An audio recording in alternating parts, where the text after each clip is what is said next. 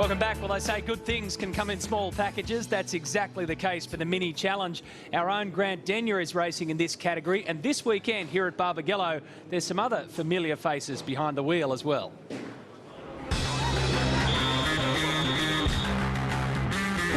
Well, we've all seen one tander on the racetrack, but this weekend, Garth's wife, Leanne, is giving the boys a run for their money in the Mini Challenge.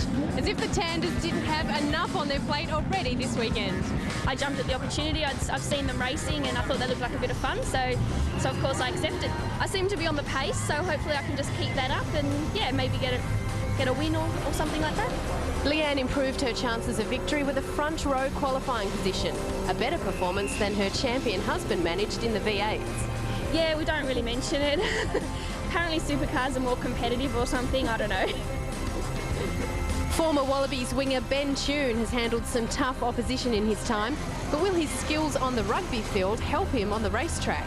From what I've worked out, there's no skills whatsoever that are applicable. I'm pretty much too big, I barely fit in the car. You can't muscle the car around the track, that's how I play rugby. You know, if you hurt yourself, well, you know, I guess that's about the only similarity. You hurt yourself in rugby, you have to sit out. If you ding the car up, you have to sit out as well. So that might be the only thing. But no, there's definitely there's no secret formula that says if you're good at rugby, you're going to be a good racing car driver, that's for sure. Ben's introduction to the Mini Challenge didn't start off well with a spin in the early laps. And then things went from bad to worse. The damage sidelining him for the rest of the weekend. And it was a tough initiation for Leanne Tander, the number 2 qualifier, out before the first turn. Well, I'm starting from the rear of the grid and hopefully I'll get some of that red mist come down and I'll just charge my way through. I've got 2 races to work my way to the front, so I'll get as far up as I can in the second race and then and hopefully get a good starting position for race 3 and really try and go out for a win or at least a podium.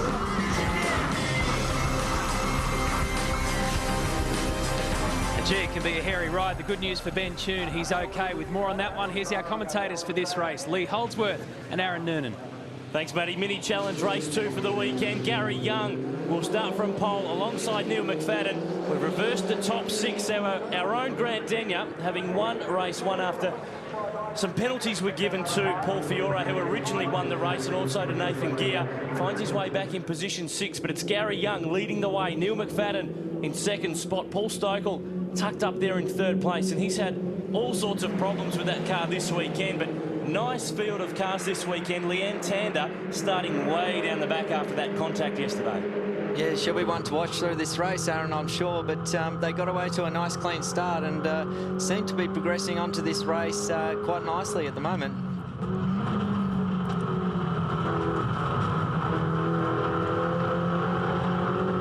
On board with Grant Denyer, the championship leader coming into this weekend. He's doubling up this year with the Fujitsu V8 Supercar Series. Look at them, all to the right of the road on the run down to turn 7.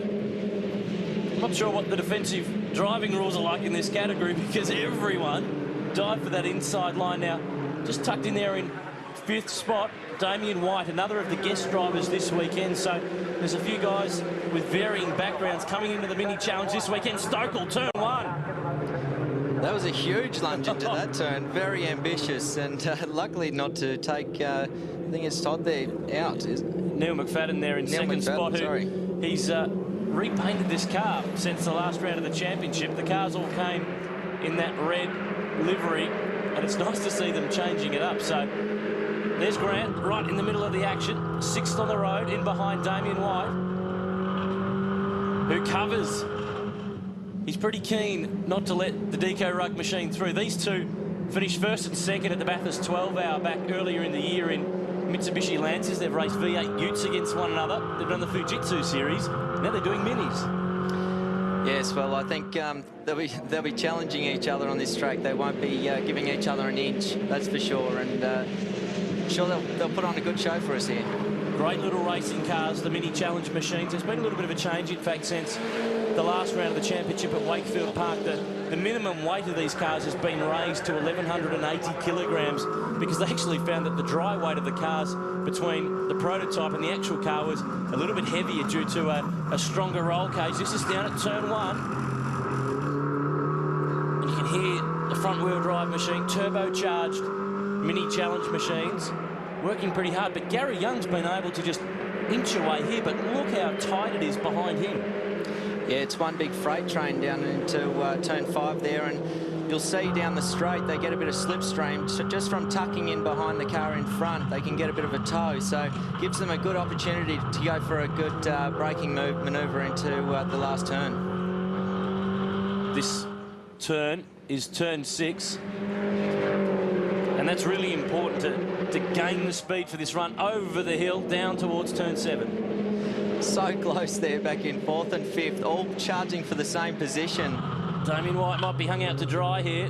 He looked to the outside of Paul Stokel, but if he makes a move, he's got to be careful. Look at this, straight to the inside, hurrying Paul Stokel along now. This has got the recipe for some interesting times. Back on board with Grant.